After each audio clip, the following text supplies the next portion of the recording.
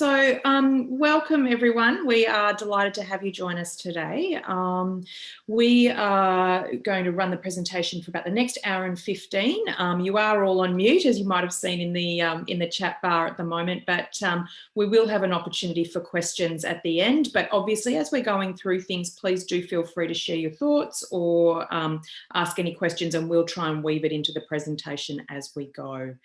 So I think one of the things that we do want to actually clarify straight up too is that this is general advice that we are giving. It's not for your specific circumstances. So it is important that if you are considering financial actions or looking at, one of the questions we often get asked is can I claim support for transition on my tax, etc. We will direct you back to your own accountant there because obviously it's highly dependent on your personal situation.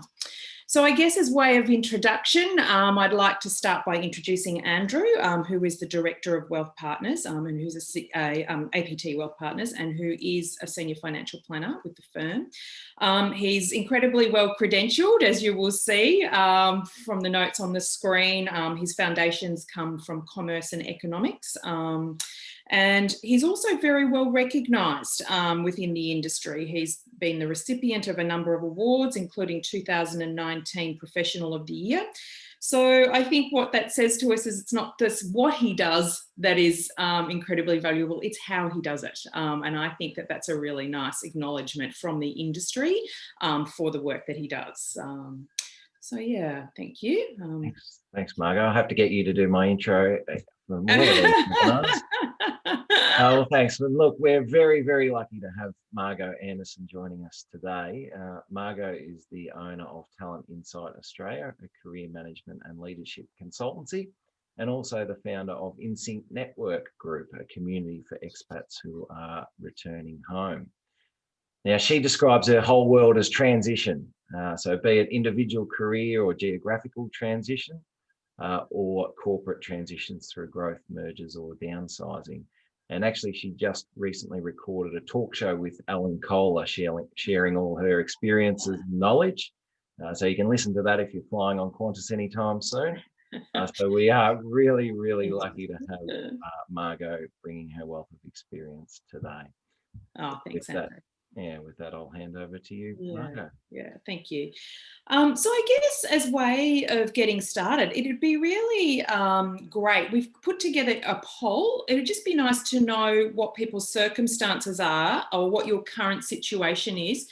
Have you, if you're facing redundancy, obviously that's a little bit different to this versus if you have been made redundant, but what sort of question here or what answer would best describe your scenario? So is it an unexpected job loss that you've gone through with no plan in play?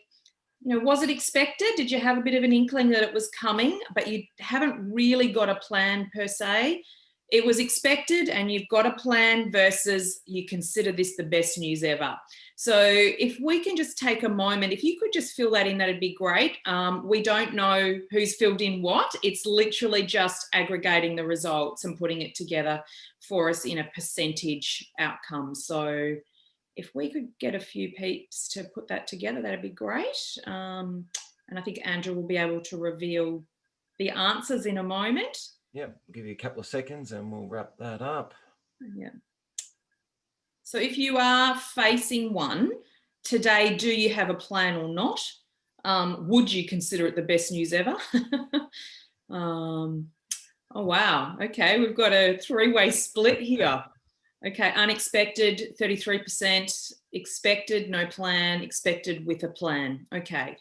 So I guess what I want to do is wrap that up into, I guess, attitudes in general towards career management. And I mean, if we look at our last GFC or downturn in the market, we did a survey around individuals receiving redundancy packages. And the overwhelming response was that 53% saw it as unexpected and really didn't have a plan together. Lay that with 26% who did sort of expect it, 19% who did expect it but still had no plan. I think what it says to us is that, we really have a lack of control over our career journeys and sometimes the financial implications that come with that. You're not alone, so please don't beat yourself up if you fall into that category. But what today is about is helping you, I guess, to garner or take back some of that control. Further results that came through in that survey was that the most disadvantaged demographic were early retirees. So when this is unexpected and you are at the tail end of your career, navigating that final move or that next step can really seem very, very difficult. The most disadvantaged occupations were senior finance, HR, and employees in financial services. Now, I think that we could be pretty safe in saying that that's going to have a lot wider spread in the current circumstances, but that was where it came from last time. Industries impacted most in the past were manufacturing, banking, and insurances. So I think, there's that tendency that the more senior we get in our career, the harder it is to transition. The reality is it just feels like there are less jobs in the market for us to go to. So we really need to put that plan together and sort of set that up. So today is really about identifying the 3 key areas of transition that we do need to consider. It's to help you build your redundancy plan or to plant some seeds around what should be in that plan for you. We're going to conduct an audit to help you identify your priorities, because the reality is that transition is highly personal and you need your own plan. And really to share as many practical actions as we can within the next sort of 60 to 90 minutes. We will have opportunities for you to ask some questions and I guess to also talk through what other extensions of support we can both offer. So as way of introducing it, I mean, really what we want to do is talk through these 3 key areas. There are the logistics of managing a redundancy. We have to get ourselves out of the building, out of the chair, if you like, keeping relationships intact. And obviously knowing what our entitlements are. We've got to look at the planning components of both financial planning and career planning. And we really need to put some consideration into managing our well-being. So yes, that's financial well-being and professional or career well-being, but it's also emotional well-being, because transition is hard. And it can feel very isolating and lonely. And we have to be very careful, I guess, about the stories we tell ourselves and how we manage that interim period. So if we start by having a little bit of a look at the logistics, as we said before, you've got those pieces where you really need to get yourself out of the building or out of the chair. You need to know when your end date is. And I think, do you have an ability to negotiate that? Because there can be implications financially for you around when your end date falls within the financial year. And obviously Andrew is the person that can talk to this, but it is about really making sure that that's clear so that you can then enact the next stages of your plan. Andrew, do you want to jump in there and maybe just talk a little bit around some of the things that people should be mindful of in that space? Absolutely. Yep. Sure. You bring up a good point there. There's a couple of things logistically from a financial point of view. The first one is the payout itself, and redundancies are taxed by standard formulas. So you definitely should get it taxed get it checked once you get an estimate from your employer. Get it checked by a professional, but essentially if it's a genuine redundancy, you're going to get a certain amount tax-free. Some will be taxed at your marginal tax rate, and then your annual and long service leave will be taxed at a standard maximum rate. Now, some of you won't have a choice, but if you do have a choice about potentially entering into a voluntary redundancy scheme, one of the things is, how do you assess the merit of taking that redundancy or not? And the way that we assess that from a financial point of view, obviously there's a lot more considerations as part of that, but from financially, your leave is yours anyway. All you're really doing is bringing forward that entitlement. So we really tend to ignore that part when we're assessing the merit of the payment. But then what we want to do is work out the after-tax dollars, how much that equates to of your normal salary. Okay, so if that was 1 month's salary, for example, well, yeah, is that really going to give you the time you need to make a proper transition and get started again? Probably not. If it was over 12 months worth of salary, for example, well, it's a completely different story. It can set you up financially, give you the time to think about your next move. So those sorts of things we work through, and sitting down with a professional is a great way to work through the financial merits of the payout. And then, as Margot mentioned, the timing is really important, and that's one thing that you potentially can negotiate with your employer. So there's little ability these days to directly reduce the tax on the payout that you receive. You used to be able to put some of it straight into super, which was helpful, but you can't do that directly anymore. But one of the things you can do is ask your employer whether they could delay the payment to the new financial year, because that element that gets taxed at your marginal tax rate, if you defer that into the new financial year, potentially that could reduce a lot of the tax, especially if you're going to take some time out of the workforce and your income in that year would be lower than what it was this year. So that's certainly one of the things to consider. And just the other thing, logistically, is the government support that's available. There's a whole lot of it at the moment through COVID: job seeker, household support payments, access to super, deferring loan repayments, etc. So make sure you sit down with someone and evaluate those pretty quickly when you're evaluating your redundancy. Absolutely. I think too, from then as an extension of that, once you've kind of got those fundamentals in terms of entitlements and end dates, you really need to start to think about communication agreements. Who's announcing what, either externally in the market versus internally through the organisation? Because when things have happened and they've caught us by surprise or it's unplanned, okay, we all know that lines get blurred, and that's where frustrations arise, and they impact the way you leave the organisation and the relationships that you have in play. The other thing is to really consider, obviously, role handover, and to do that in a manner that keeps your currency intact.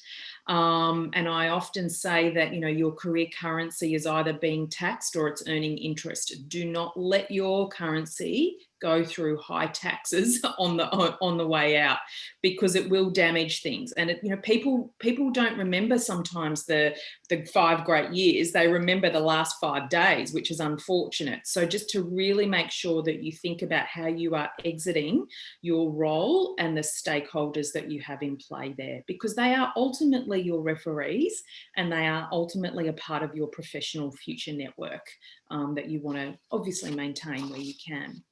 I do want to just quickly touch also on the response to redundancy. And I think the natural emotional roller coaster that we tend to go through, because this is personal and it can feel very personal when we're leaving.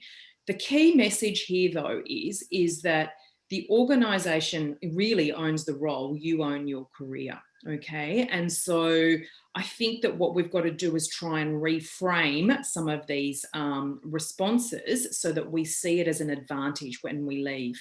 Now, when we actually hear the announcement and it's been unexpected, it's not uncommon to go through the whole raft of emotions, from denial, anxiety, shock, confusion, anger, fear, fear for the future. What does that hold? Frustrations, a feeling of incredible unfairness.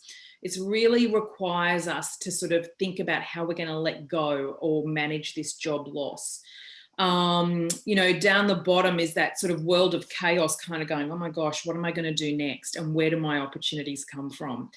And, as we start to go through that and to put together a plan, it helps us come out the other side of that.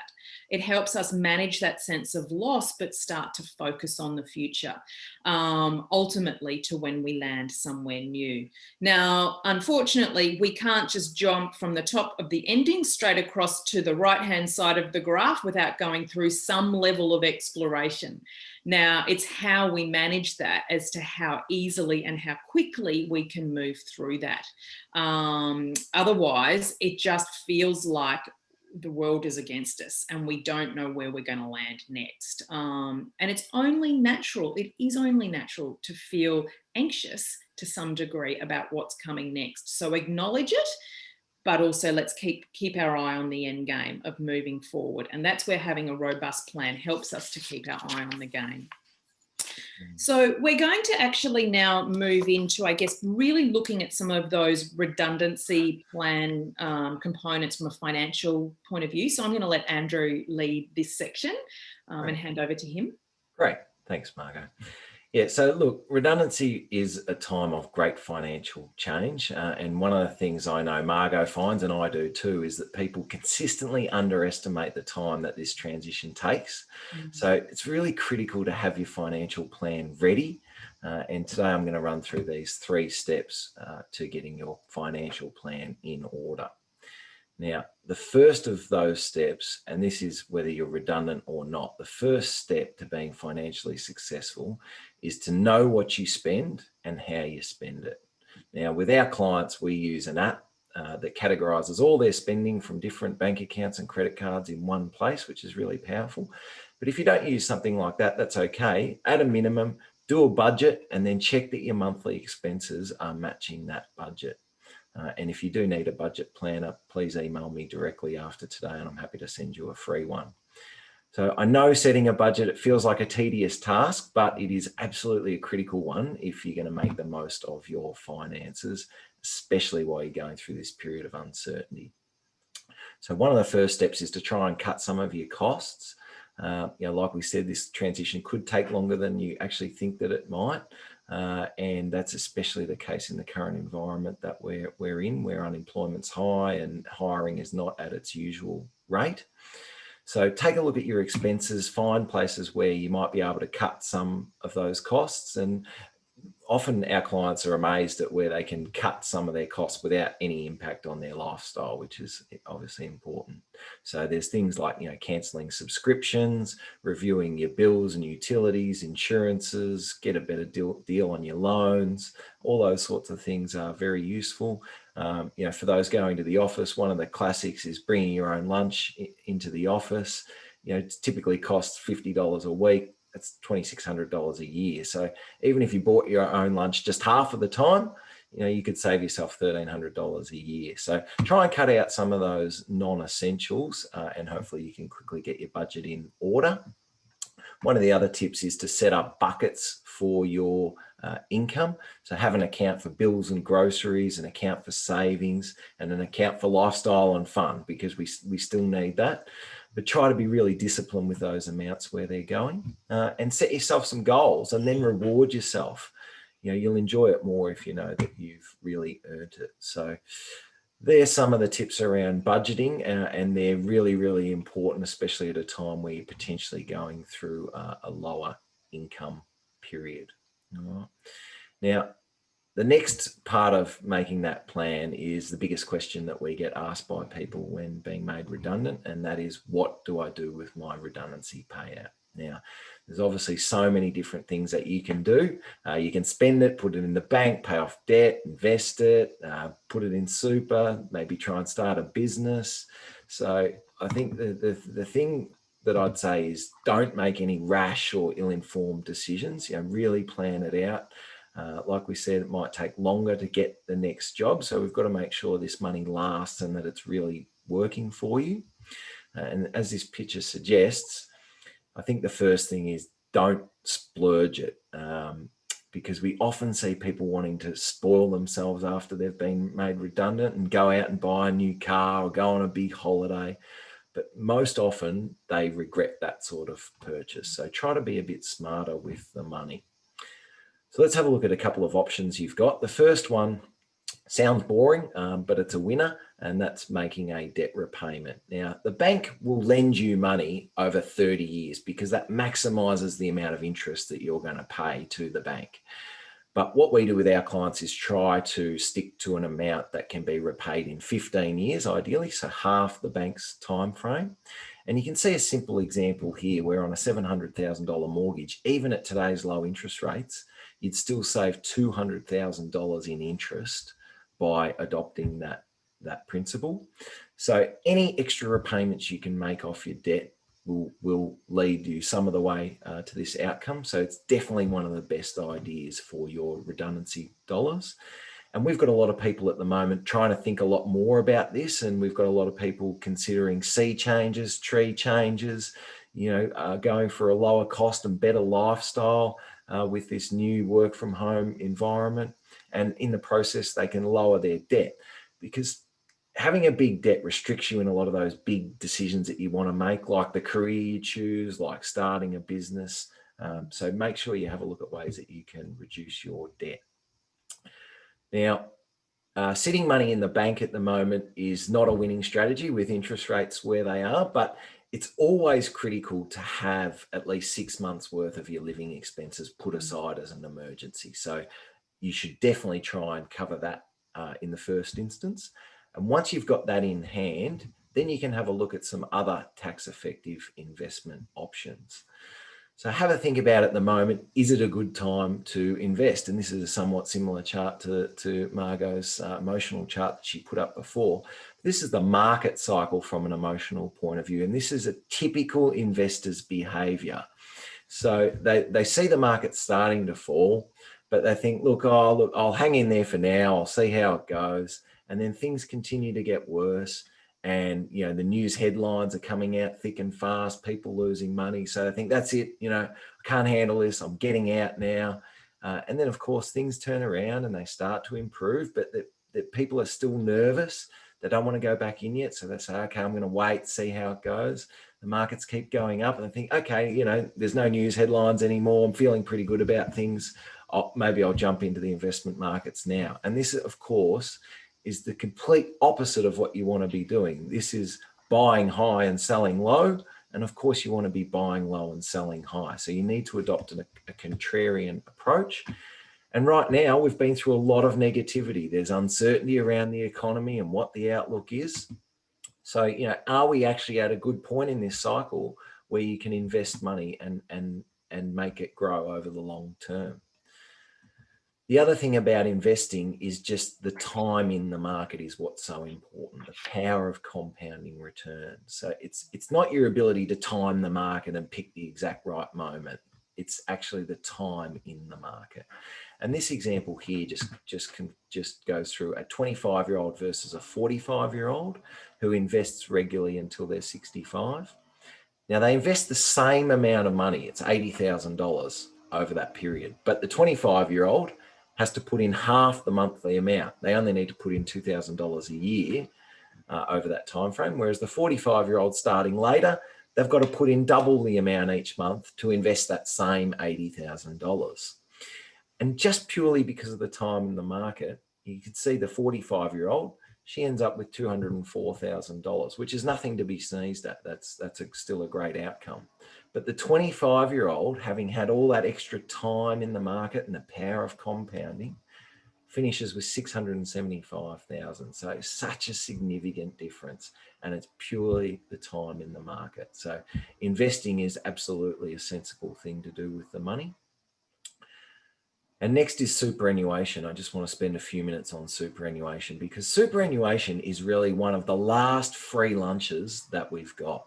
Now, there's two types of super contributions you can make called concessional and non-concessional contributions, which really mean before tax and after tax. So concessional is what your employer puts in for you, plus what you might salary sacrifice on top of that.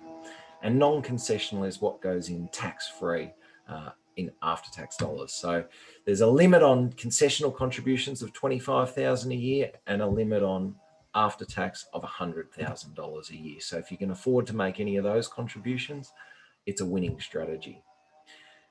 Now, there's also a new superannuation rule that's been out the last couple of years, and not a lot of people know about this. And this is one of the best winning financial strategies for people who have been made redundant. And it's called the catch-up concessional contribution rule. It is a mouthful. And I'll just take you through an example here. So in a normal year, you have a limit of 25,000 that can go in before tax. So let's assume in year one, this person made 15,000. which is 10,000 that the employer put in plus 5,000 salary sacrifice. So in other words, there was still 10,000 that they didn't use, okay? Fast forward to the second year, again, their normal limit would be 25,000. But what they can actually do is carry forward the unused amount from the previous year, which was 10,000. So in year two, they can actually contribute 35,000 before tax, or in other words, claiming a tax deduction.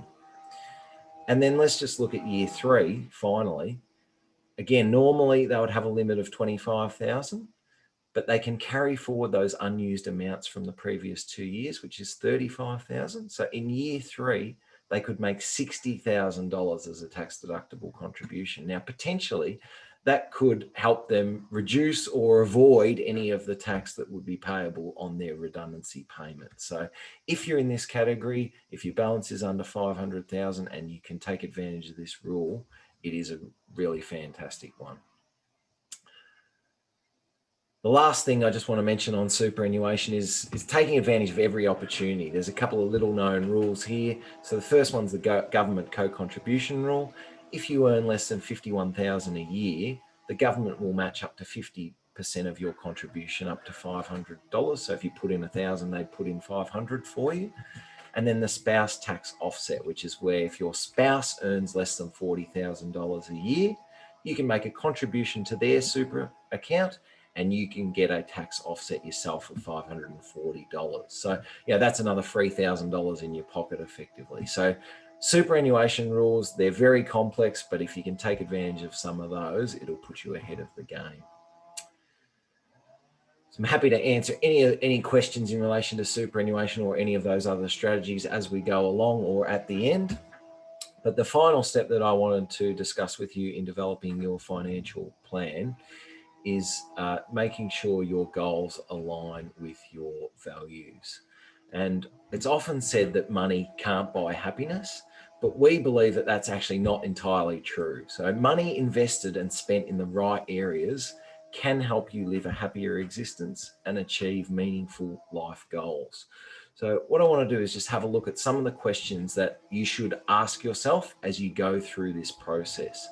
And you might not have time right now, but you'll be sent a recording of this webinar afterwards. And I encourage you to go back and go through these questions in some detail. So here's a list of questions for you. The first one, what's the most important thing about money to you? So is it the ability to buy time and freedom? Often we find that's a common answer. Think back to the last time you regretted a purchase. Why did you feel this way? And often we find this is a materialistic purchase like a car or the latest gadget. The novelty wears off and people regret that purchase. What about purchases that have made you happy? What made you feel this way? So, often we find things like family experiences, holidays, going out for dinner, something that creates those lifelong memories. Now, if you were to receive a $100,000 windfall today, how would you use it? Is it holidays? Is it a house? Something you're passionate about? These are all individual answers and there's no right or wrong. What would having more money mean to you? Again, is it that time and freedom piece with family, time to pursue your passions? What's your biggest worry for the future? And usually we find this boils down to one form or another of not having enough, whether it's comfortable retirement, keeping the kids safe, etc. Do you enjoy what you do? Is this an opportunity for you to look at something different? And I know Margot's going to touch on some of that. What are the areas of your life that you most enjoy and which are a hard work or a chore? I recently had a couple where all the arguments in their household boiled down to housework and chores. And so we said, let's get a cleaner, a professional couple that could get a cleaner in, and that was going to solve a lot of the problems in their household. As it stands today, what's preventing you from doing more of what you love? Thinking 12 months ahead, what would financial success look like? What about in 5 years? And what about at the end of your life? What's the legacy that you want to leave? I think it's a great list of questions that we often go through with our clients. And I think if you can answer all of those questions honestly, it will give you a real platform to make your financial plan. And with that, I'll hand back over to Margot. Wonderful. Thanks, Andrew. I think the money thing comes up a lot with the people that I work with. And, you know, I'll often say money may not buy you happiness, but it will buy you freedom. And it's freedom of choice. And that is one of the things that I think we really need to try and seek out when we're transitioning, because otherwise we have that sense of like, oh my God, I just have to say yes to the first thing that comes along. And that is, you know, it's fear that keeps us stuck then. So, you know, really taking the time to look at those financials is absolutely critical at the beginning of the transition process. Because, you know, as Andrew mentioned, you know, one of the things that is really confronting for many people is actually how long it takes to transition. And, you know, I know that when we look at certain levels of roles that people are in or certain markets that they're in, people can be very confronted to actually realize that a typical transition for somebody maybe at that level is 12 months, not 6 months like they thought. And so when people come to see me, they say, oh, Margot, look, you know, I'm going to take the first 6 months off and build the deck and do a bit of work around the house. And then I'm going to have 6 months to look at the market. That's great, as long as you're financially ready for that and that you know what it is that you need to do to get there. Because otherwise it really can bite us, and it makes it hard then to show up to interviews. It makes it hard to engage in the process with confidence. The other thing I would say to you is redundancy gives you time, and that's time to spend money. All of a sudden we go, oh, we see everything in the shops we've always wanted. So having those plans ready at the beginning are really, really important. So with that in mind, we now want to switch the focus to career transition. And I want to talk about the 3 key elements that we look at, and that is clarity. And that is around clarity of what is it that I want to do. It's about what is it that I can do and where do I think I'm going to fit in the market. Demand is really around, it's one thing I say to people, it's one thing to know what you want to do, it's another thing to know what the market will let you do. And that's a really big question for many at the moment, given the market and the uncertainty and the volatility that we have going on, because we really don't have a blueprint for where we are. And so that's really, really tough. The other thing is around transferability. So what are the critical elements to help me transfer well with confidence? So today is about really, I suppose, looking at an element of career resiliency. But what I would say to you is there is absolutely a need for us to work on our personal resiliency as well as we go through this. So to really keep that in mind. So I thought one of the really, I guess, the easiest and most practical ways to look at these elements, I thought would be for almost to work through an audit process of where I'm at in my situation today and what are my priorities. So I would really encourage you that if you're sitting at home and you want to go through this at the moment, grab a piece of paper, fold it into 3. We're going to run an audit. And if we flick actually to the next slide, what we'll do is we'll have a look at the structure of what it is. So there's going to be 5 questions that I'm going to ask you under each of those 3 pillars: clarity, demand, and transferability. So ultimately, you'll end up with a bit of a scorecard, if you like, that you'll work through this. Now, as Andrew has said, this is being recorded, so you can do this retrospectively. But for those of you who want to play along as we go, this is what we're about. So the first question that I would be asking you to really honestly evaluate yourself on is what is it that I can do? How clear am I about that? You know, because it's about the knowledge and the skills that you bring to the table.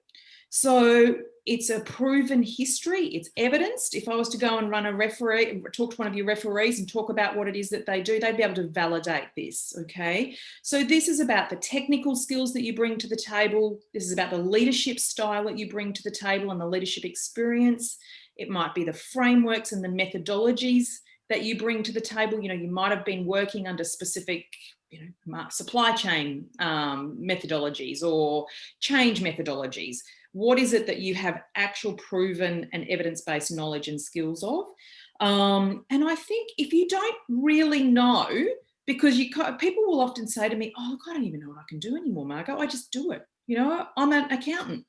I'm a, HR practitioner. What does that actually mean? What is it that you've done? And so I would say to you, if you don't know where to start, take a moment to reflect on the last 3 roles that you've held or the last 10 years. Okay, and detail what it is that you've done, what projects you've done, what outcomes you've achieved, what you've been accountable for versus what you've participated in and what you've delivered on. And where has it been valued in the organisation? So get really, really clear about the toolkit you bring to the table. The next question that I want you to really ask yourself is, what will I do? Because that's about our motivators, okay, and our values. And I might say to you, well, you could probably think about this and you go, I did that 5 years ago. I really don't want to do that anymore. That's not where I'm at. Or I actually don't want another really big role at the same level. I'd actually like to use it in a different way. So this is about your appetite, I guess, for the change that you're about to go on and what you're going to consider. Because you'll have people that you'll talk to and they'll go, oh, mate, you should do this or you should do that. And you've got to have almost like a filter system that you can evaluate what those opportunities look like. Okay. The next question that I want you to ask yourself is, where do I best fit inside? What sorts of organizations, suit my background? What culture is it that I find that I thrive in? And what style of leadership or style of business do I best fit? And I want you to think not just about the culture in terms of performance or the way things are done, but I want you to also there think about, okay, what phase of the business am I best suited to? Because I'll often work with leaders and they'll say, I think that I'm much better suited at the startup phase, the first 10 to 15 years of a business, versus I'm really good at a merger and acquisition process, or I'm really good when we're navigating complex change and expansion or contraction. So what's going on in the business to describe where you think you best fit? And that's really around the challenge as well at a business level as well as a role level. And I think, then to think about the business or the structure. And it might be that you have a real footprint or a legacy or an experience that sits inside government. Okay, trying to go from government to a startup might actually just go, oh my gosh, how on earth would you ever do that? You might actually find the opportunity to do that, but what you're going to have to do then is to have bridging conversations that demonstrate that you can recalibrate into a different culture and style of an organisation. So think about what sorts of conversations you would have to have there. The other thing about clarity is to go, well, what's actually happening in the market today? And as I said before, that's actually really, really tricky, because if you're trying to execute a plan in a market that's not ready to buy what you want to do, you're going to feel really demoralized by that. Okay, you're going to come up against challenges or, interviews after interviews after interviews without feeling like you're getting a breakthrough. Now, that's going to take a little bit of research to understand what's going on. And that's particularly difficult for people to have a really clear view when they've been with one organisation in a really big role for a very long period of time, because they know what's happening inside that organisation or how that organisation maybe is positioned within that particular market. But do they understand what's actually happening in the market today and where their skills, knowledge, style is relevant? So that's where we really need to use that as a bit of a catalyst to understand, I guess, how we're going to address the demand issue and find out where the demand for things are. The final point under clarity that I really encourage you to think about is, how am I positioned or regarded? Because you need to know what people rate you for, because that's going to be your easiest lever to actually leverage when you go to market. Now, for some people, you might go, I have absolutely no idea how I'm regarded. And so you might actually have to go back and have some conversations, to sense check that. Because another area of frustration really comes out when you feel that you're regarded at one level or for one or two particular things, but people around you don't see that or can't speak to that. So you need to really understand what it is that you need to do to evaluate that. And I think that, you know, if you were to truly go through and give yourself a mark out of 10 for each of those questions, it would help you to understand where you need to start with the initial point of career planning. And so for those of you who are going for a like-for-like transition, so, you know, you've come out and you've been the marketing and communications manager for X firm. Okay, I know I can do this. I bring this to the table. I have a style that, you know, I best perform in some of these types of environments. I think I could maybe transition over here, but it's a bit unknown, but I could go and have some conversations to sense check that. Does it align with my values and motivators? Yep, I'm looking to do a like-for-like transition. I'm really happy to do that. Do I know what's happening in the market? I know what's happening within retail because I've been sitting in retail, but I've got no idea over here. And I'd really like to get into this market. Okay, we need to do some work there. And again, then, how am I positioned or regarded? I've got great advocacy out of my last 3 organisations. I've got great networks that can speak to my background. Great, that's some levers. So if you were to give yourself a rating out of 10, okay, for each of those questions, you'd ultimately end up with a score out of 50. Okay, now it's not unusual to go, okay, even if you said I'm 7 out of 10 for each of those things, okay, then you're sitting, okay, you've still got some work to do in each of those spaces, you know, so you might end up with a 35 out of 50. Okay, well, I think I'm fine on the knowledge and skills. I think I'm fine on the values and motivators. I actually don't know where I fit. Okay, let's start the planning piece there, or the emphasis on the planning piece there. So just take a moment, I guess, to really think about how you'd rate yourself, okay? Because that, as I said, will give you some anchor points as to where to start. It also then, if you're really, really clear, it helps you go to market a lot more quickly. The biggest danger that I see people make when they come out of an organisation and it's caught them by surprise is they go, oh my God, I've just got to go to my network and I've just got to tell everyone that I'm available for a new job. And they send out the email and go, this is my last day, let me know if you hear of anything. And our networks, and I think our family and friends and everyone, I think they genuinely want to help us. I just don't think they know how. So it's our job to get really clear and to be making sure that we are clearly articulating what we've done, what we're looking for, and where we think we'll fit, so that they can then help us, because they will then have greater ability to make suggestions and to support what we're doing, rather than thinking, oh, yeah, great. Let me know if I can help. I don't really know what I can do, but let me know. So we help take that desire to help and shape that into something that's actionable for them as well. The second sort of pillar that I like to help people really understand, or to do a bit of an assessment on, is demand. And often this is where people fall down and they go, okay, I'm really clear on what I want to do. I just don't know where to go. And so the first question I would say to you is, give yourself a bit of a rating around, do I understand where the demand for my expertise and style is? Could I clearly articulate the types of organisations that I like to work for and the challenges that they are facing? So therefore, I could actually articulate what I could bring to the table for that with clearly. Where is the demand? And what I would say about expertise and style is, don't be too binary in your thinking. Don't think, okay, I've only played in retail, so therefore I can only stay in retail.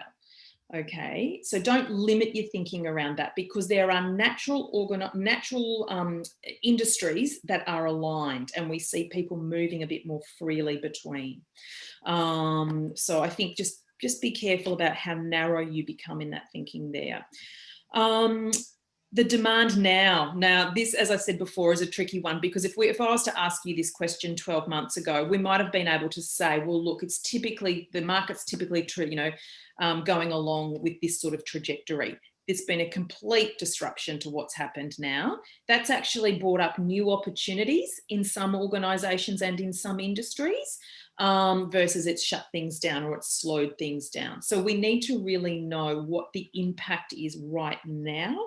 And if there is an opportunity that's come out of these last few months, is that going to be sustained, or is that a stopgap?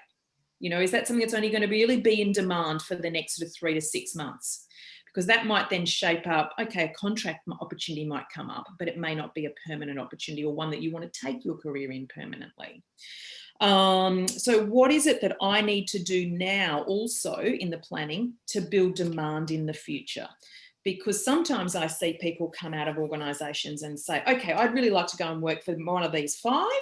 And I would say, okay, so at the moment, they're not seeing the relevance of your expertise in style. So if we know that that's where you want to take your career, let's think about this next role so that it positions you and sets you up for that next step, okay, or that next role. So you need to sort of think about, where am I at today versus where do I want to be and how can I get there? It's a bit like the savings plan. You know, that compounding interest. We need to be thinking about, how am I actually building in those compounding interest factors from a career perspective that positions me well in the future. Okay, so in the future, it's also, what do I want from my career? You know, so really looking at that a little bit longer term. So the market may need you to look at something one level below or one level sideways before they buy you. Okay, and so I say that those first 3 areas, points 1, 2, and 3, are often about research. What research do you need to undertake to go and really find out about that? The next 2 points are really about how you show up in the market. Okay, so where are you known and what are you known for? So this would actually be a little bit around, okay, externally, where maybe people that in the past that I've worked with or that I've interacted with, where are they today? Is that relevant to what I'm doing and where I want to go? And can I leverage it? How do I leverage what I'm known for? And that goes back to that point under clarity around, how am I regarded and what am I regarded for? One thing I would say about engaging with your networks that have been in your life previously, just be mindful of when you go to have those conversations that they will naturally remember you for where your last points of engagement were. So if you're going to tap old networks on the shoulder and you haven't worked with them for 10 years and you've done some extraordinary things in those 10 years, you've almost got to re-educate your network about what it is that you've been doing. Since we last worked together, I've had some great experiences. I've delivered on these types of projects. It's exposed me to things at this level, because otherwise they'll start referring you to networks based on where you were 10 years ago, not where you are today. Okay. And again, playing into the emotional well-being of our transition, it feels like we're getting stuck in the weeds rather than being elevated to where our rightful place is. The next final question in that one is, how easily found are you? And this is often something that make people squirm a little bit, because it means we've kind of got to show up and be seen. And for many of us, we don't like to do that. And our culture doesn't really support that. You know, there's a bit of a tall poppy syndrome that overlays the Australian culture. So the minute we start to show up talking about what we've done and how well we've done it, we seem to kind of recoil a bit inside. So we've got to find a way to tell our story in a manner that doesn't leave us feeling really disingenuous, and also has real relevance and meaning to the people that we're talking to. So that's where we need to think about the story and the positioning that we actually bring to the table. So this also has a real impact. That point has a real impact on how long it can take you to transition. Because if you can't be found, okay, easily, okay, you're relying on networks or other people to advocate for you. And if you aren't clear to those networks, they don't know how to advocate for you, or they're going to advocate for you in places that you don't want to go or don't want to be in. So think about, yes, you've got to think about fundamentals like CV, and you've got to think about fundamentals like LinkedIn, but don't underestimate the written document or the online positioning. So really think about how you're using your summary statements. if I'm going to get into Tim Tax for 1 minute, your front page of your CV should be about positioning you forward. Too often I get CVs from people and it reads a bit like an obituary. It's a bit like a great life once lived. It's actually not telling me anything about where you want to go, what you want to do, how you're regarded, what you consider your signature strengths and signature achievements to be. So page 1 should be all about positioning you forward. Page 2, 3, etc. should be actually about what you've done. It should validate though that front page. Your front page then becomes a bit of a bio as well. So if you're going to have a meeting, you might just want to send the front page and say, look, just to give you the heads up, this is a bit of my background, without giving them the whole CV. Don't underestimate the summary on your LinkedIn profile, okay? Because that also positions you forward. It gives insight into who you are. It tells a bit of your story. Again, I would say to you, the challenge you might have if you've been sitting inside one company for a very long time is you might be very well known internally, but you may not be well known externally. So you really need to think about, how am I going to go to market and build some knowledge and some visibility in this marketplace. It might be that you might need to use some of those networks that you've got internally and their networks. But again, how do you do that in a way so that you don't feel like you're asking for something without having something to exchange? Because most of us, what gets in the way of us showing up is a feeling that we're taking, or a feeling that we're being disingenuous. So we've got to think about our positioning there. It's also, as I said, this is where how long it takes to transition often catches us by surprise. So just being careful there.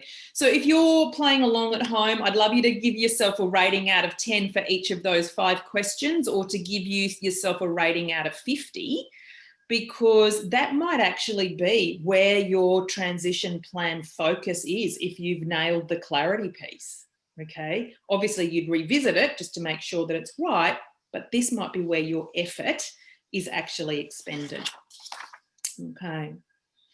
The final piece is transferability. So again, there's 5 areas here that I think you really need to think about and to give yourself a bit of a rating against. Mindset being number 1. Okay, if you need to be very, very careful here about the stories that you're telling yourself when it comes to transition. Because if that's not right and it's not healthy, it'll undermine the way you show up, okay, and the way that you engage with your networks or your interviews. So be mindful of the stories that you're telling yourself. I can't tell you how many times I sit down with people and they go, oh yeah, but Margot, I'm just not a good networker. I'm not good at talking about myself. I'm not this, I'm not that. They're very quick to tell me everything that they're not. So what we've got to do is we've got to go, okay, this is something that I can do, and I've got to find the way to do it, okay? The other thing that plays really heavily into mindset is routine here. Be careful with, and this touches a little bit on emotional well-being and overall well-being.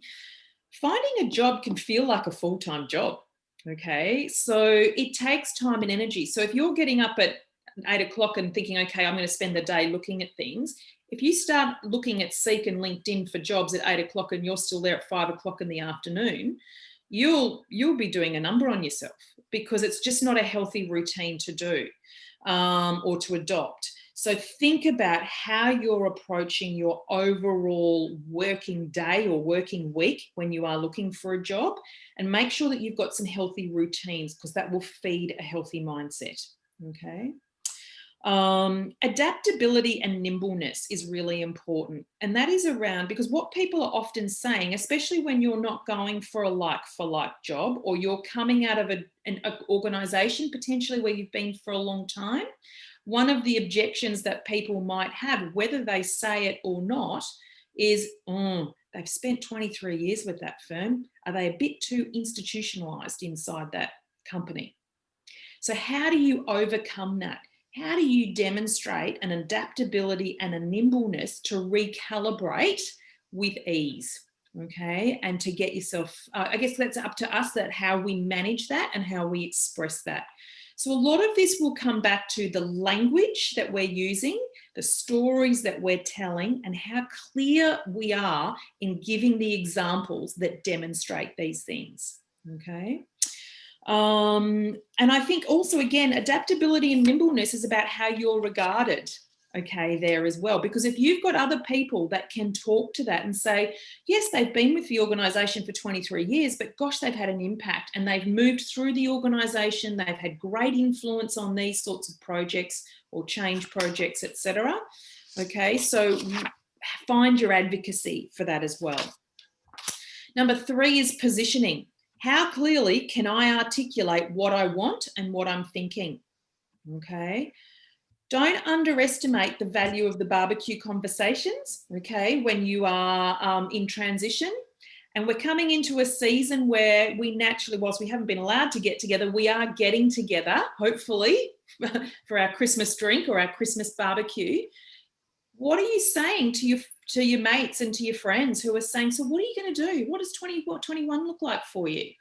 Because sometimes it's in those conversations and in those moments that you can plant the seeds, or you can inadvertently ask for help. Well, it's really interesting, you know, I mean, I think it's only natural to think that 2020, the remainder of 2020 is about career planning. But, you know, next year I'm really interested to look at this type of market, or I'm really interested to talk to organisations that are facing this type of challenge, because I know that my real skill set and level of influence is X. And that's where, you know, you find the neighbour saying to you, or the person at the barbecue going, oh, I've got an old uni mate who works for that company, or I've got somebody who does that. I'd be really happy to refer you. Or if they don't say that, that's where you can say, oh, that's really interesting. I'd really welcome the chance to have a chat with somebody, you know, in that position.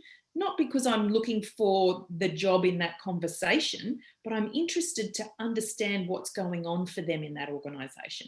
So sometimes our networks will provide us with opportunities to educate ourselves and hone our positioning. So don't underestimate the value of those inadvertent conversations. The next thing is our networks, as I said, our networks and our support. As I said before, our networks genuinely want to help us, but often they just don't know how. So let's try and make that really easy for them. And I would also say to you, be very careful around who you do talk to and how much of your story you do tell, because sometimes it's the other person's fear that can derail us. So when we say, oh, I'm on the market, they go, oh my God, really? How are you going to do that at the moment? Oh my God, the market's a mess, isn't it?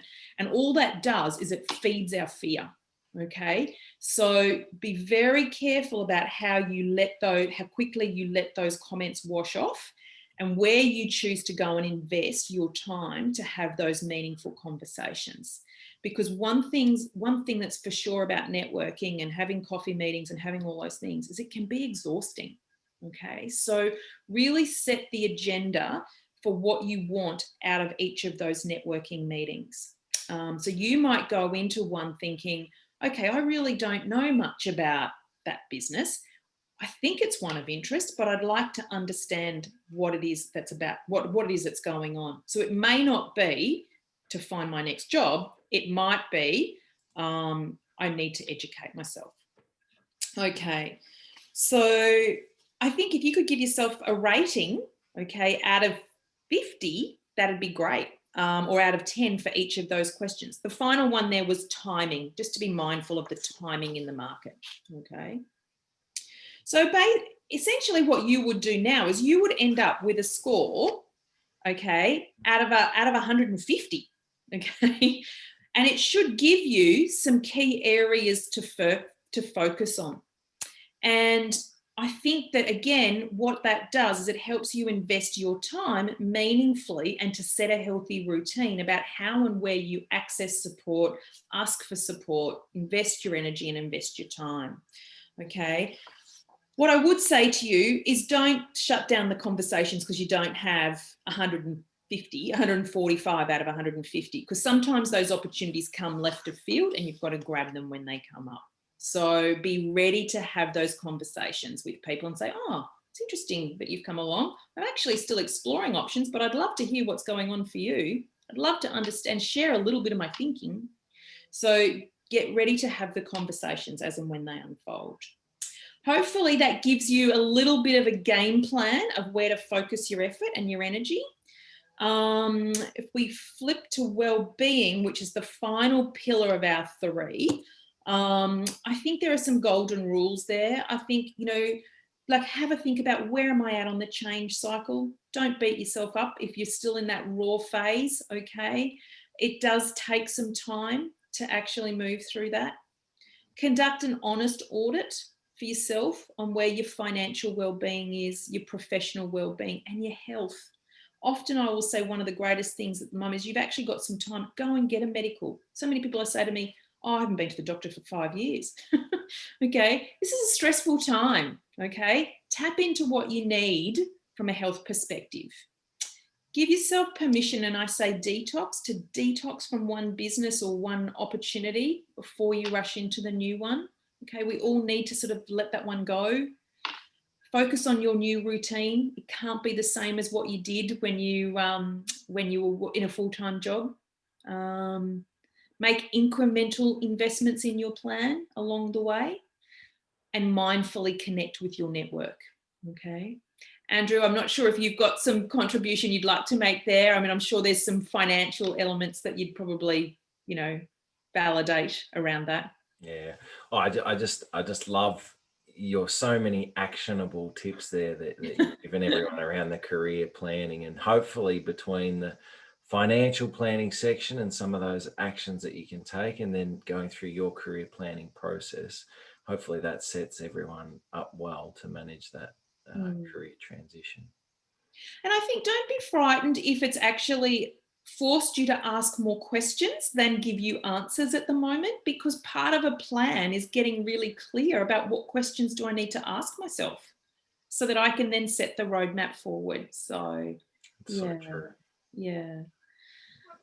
With that, does anyone have any questions? You're welcome to ask to come off. You can take yourself off mute and ask a question if you're brave enough, or feel free to use the Q&A within the Zoom structure. We're happy to hang around, take some questions over the next 10 minutes or so. Hopefully we haven't overwhelmed everyone.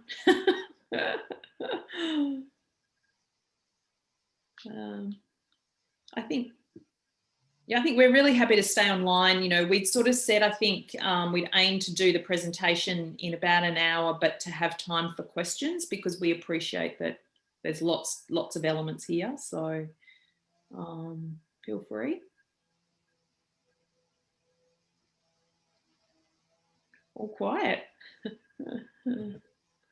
Margot, do you get many people thinking about the option of whether they actually should use this as a retirement opportunity?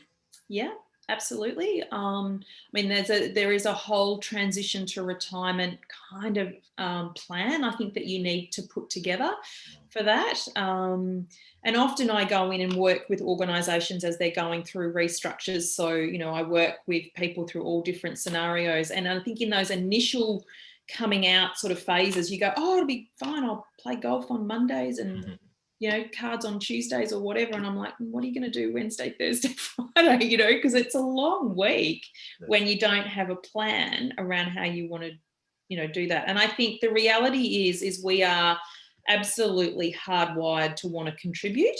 And that doesn't stop when we stop our paid work. We want to find avenues to contribute meaningfully in our community. It might be around mentoring and giving back to the profession in a different way. So there's lots of things to explore around that. Yeah, I find similar.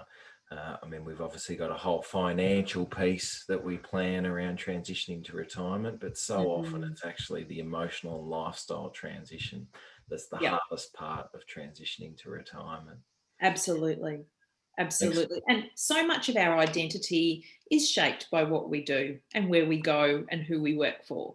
And that's not unusual. So, yeah. Agree.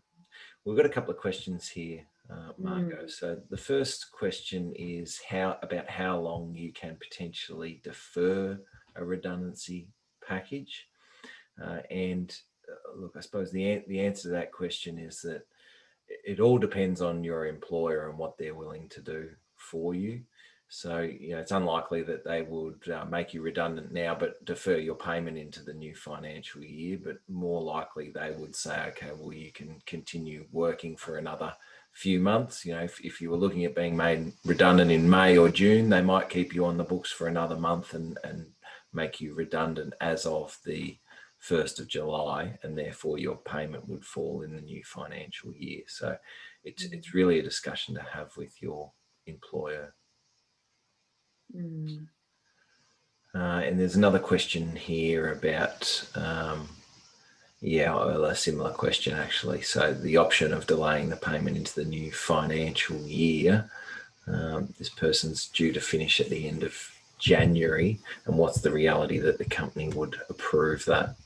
And yeah, it is a tough one. Like I say, it's really more likely if you're going to be made redundant in the last few months, last couple of months, particularly of the financial year, and they would keep paying you until the new financial year. What we're seeing a bit of at the moment is if the employer qualifies for the JobKeeper payment, they are often willing to use that and keep their people on JobKeeper for as long as possible, and therefore defer the redundancy to the end of that period. That may be an option to try and get it paid in July, but it's really just a conversation to sit down and have with your employer. I don't know if you've had any other advice on that, Margot.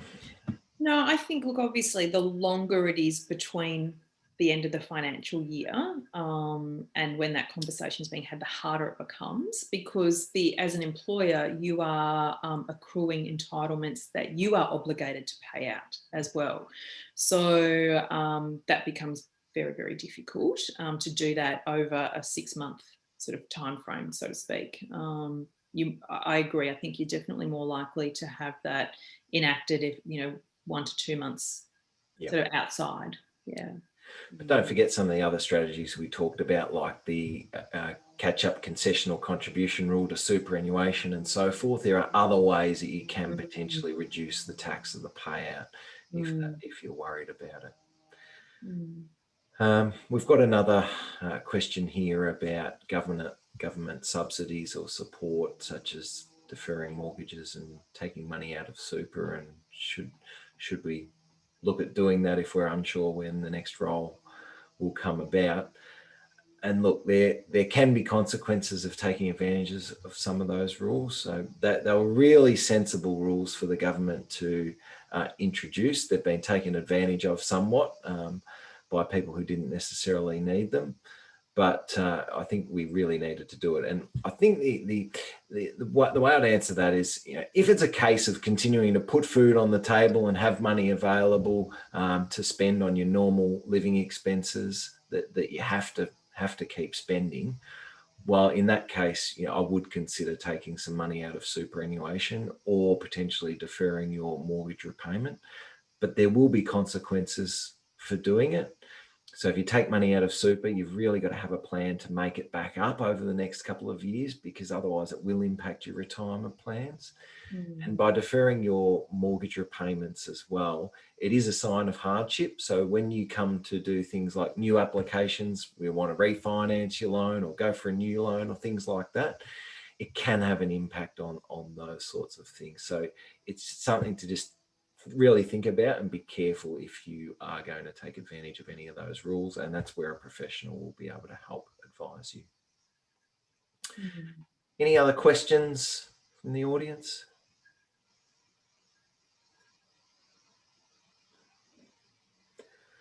No? Well, we might, hang on. There's one more question for you, Margot, which is, how long would you recommend to take as a gap between looking for roles? Oh, it's a tricky question. I think there's a lot of factors that come into that. I think industry. I think your energy and emotional levels. Sometimes, especially if you've come out of massive jobs, the ability to kind of just plug in and play over here is really, really tough. I think one of the things that I really encourage people to think about is what is your story for the gap? because, you know, I've worked with people this year, especially, who've said, look, Margot, I was in the market, you know, it come February, and they've taken this year because they were homeschooling 3 kids and they had, you know, all these other things that were going on. And so it's about, okay, well, how do I articulate my story to discuss what I've been doing with that time? You know, I've had other people who've said, well, look, I took time, but I did these courses, or I took time, but I did this. So how do you talk to the gap, and why? You know, for people who've changed geographically, they might have had time to settle, or, you know, there's a whole raft of things. So it's really about crafting a meaningful story. And, you know, people will say to me, oh, I just had some time out. I just didn't, you know. Or people get really worried that it's taken them 6 months to transition, when actually that is just the typical time that it takes for somebody to transition in that market, or in that industry, or that level. You know, the more senior role, the more senior we become, the reality is there are less roles and they appear more hidden. So it does take longer to navigate. So, you know, it could be community things that you've been engaged in. There's a whole raft of things. It's just about talk to the story. So don't be afraid to have a bit of time off, but plan that it will take a bit longer than you think to make the full transition. Absolutely. Absolutely. All right. And we've got one last question, Margot. Do you talk the gap in the CV? How long should a CV be? It's a good question. It's one that I get a lot. I often think if you can keep it to 3 pages, that's great. 3 to 4, but don't go over 4. And I mean, the gap, it depends what you've been doing. It depends how long, and it depends what you've been doing. So if there is something that is relevant, I think, that you can talk to, I would absolutely do that. You know, some people have taken time off or time out. They've gone to start, you know, little ventures, on the side. So they've, you know, been cultivating that. So talk to that. It could be travel. I mean, obviously it's not at the moment, but, you know, there's a whole raft of ways that you can articulate that. So, yeah. I mean, this is where it's a bit like the financial planning piece. You know, it's so personal. We've got to work out the story that's right for you and for where you're telling that story and where you're articulating that. So I do like the concept of a front page almost being a bit of a bio to support you with meetings that you go to. So when you craft your CV, I think about how that front page could, if you had a time poor CEO reading it and they only read the front page and thought, oh, I couldn't bother turning the next 2 or 3, would they get enough insight into who you are and what you've done? Okay. And so I think use that page to really capture your story up front. And one thing I would say is CVs are hard to write. They're really hard because it's about us and it feels really personal. So it takes time. So yeah, but it's worth it. You just worth putting it in. The difference that I see with people sometimes when I work with them around even just getting to that interview stage or that inquiry stage is so much better and so much stronger when you've got a strong CV. Might get you to write my CV after that introduction you gave me earlier. So just a thank you message from me. Thanks, Margot, to you so much for joining us today. That was absolutely fantastic. I got a lot out of that myself. And vice versa. I'm going away to look at my super right now. So. Good on you. So we will send out a recording of this to all the attendees today, and we'll also include some of our free resources for you to take a financial health check, and the budget planner I mentioned is available. If there's anything else you want, just get in touch directly with myself or Margot. But thanks everyone for attending today. And any message from you, Margot, before we wrap up?